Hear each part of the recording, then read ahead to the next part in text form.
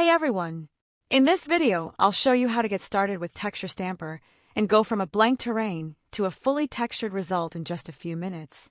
To add the tool to your scene, go to the top menu, Game Object, Add Texture Stamper. That's it, the Texture Stamper object appears in the hierarchy. Next, we need to create a texture group.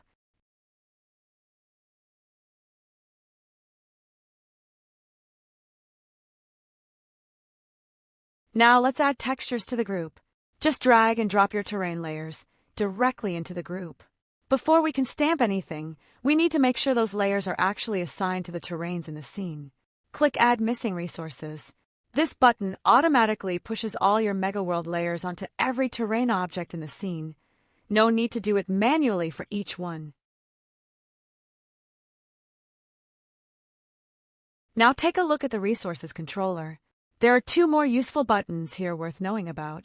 First, you can remove the resources if you want to start clean. Second, if your terrain already has existing texture layers set up, just click Get/Update. Here's something important. The order of prototypes in the group actually matters. Textures are stamped sequentially, and each one overwrites the previous. I've arranged mine like this. Cliffs first as the base layer, then rocky debris on top, then grass, and finally sand at the end. Reordering is simple, just drag and drop the prototypes.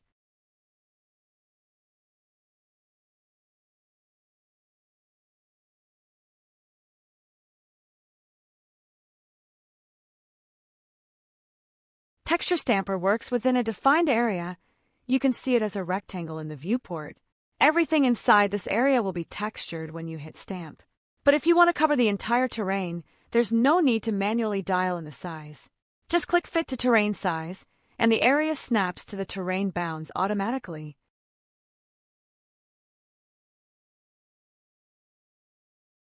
Alright, let's do our first stamp and see what happens.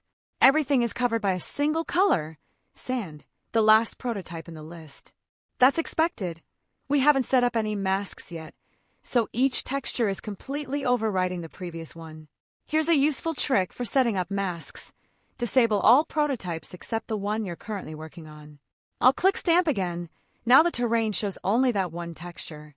This way I can tune its mask without everything else getting in the way. Now let's talk about mask filter settings. This feature lets you add filters, like slope, height, or noise, to control exactly where each texture shows up on the terrain.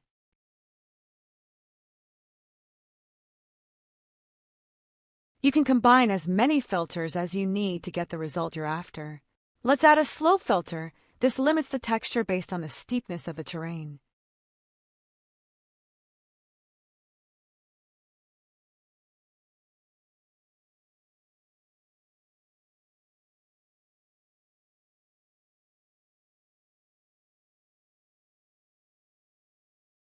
But clicking Stamp every time we tweak a value gets old fast. So let's turn on Auto Respawn. Auto Respawn automatically restamps whenever you change any setting.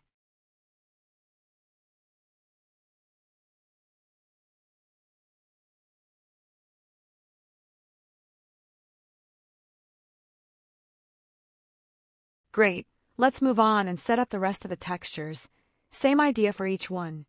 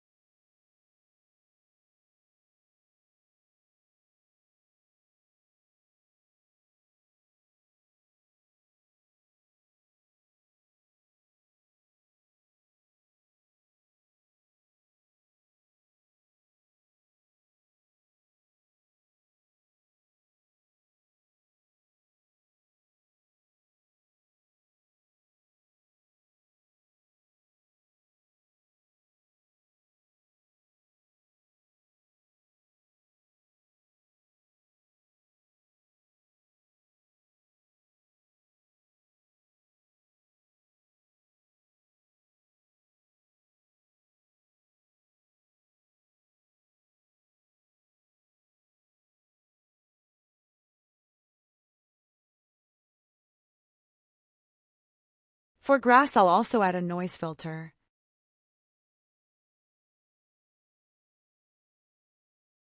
I also recommend turning on visualization.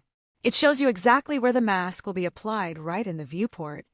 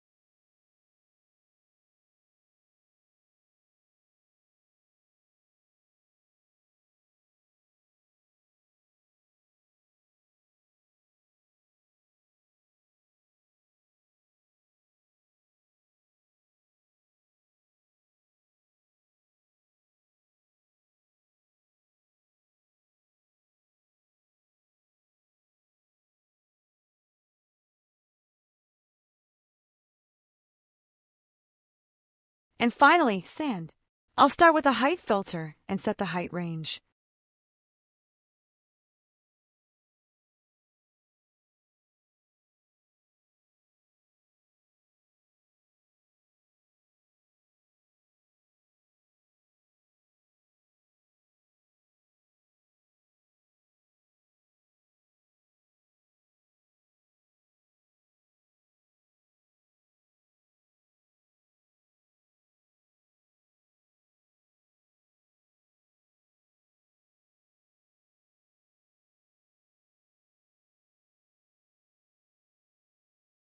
Now let me also try height noise. It's an alternative to height filter that adds noise along the boundary.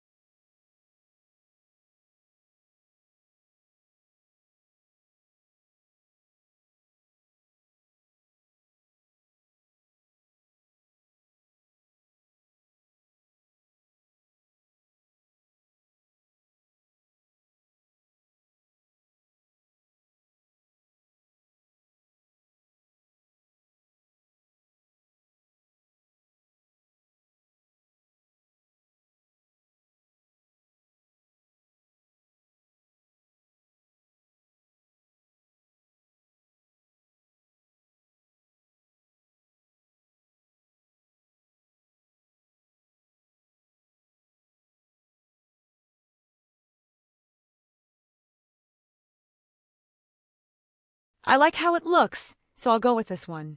I'll also add a height filter on top of that, which gives a smooth fade at the transition. And there we go, a fully textured terrain. Your result might actually look even better. If you want to go further, check out the next video where I'll show you how to texture a large terrain split across multiple tiles and how to use terrain mask support. Thanks for watching.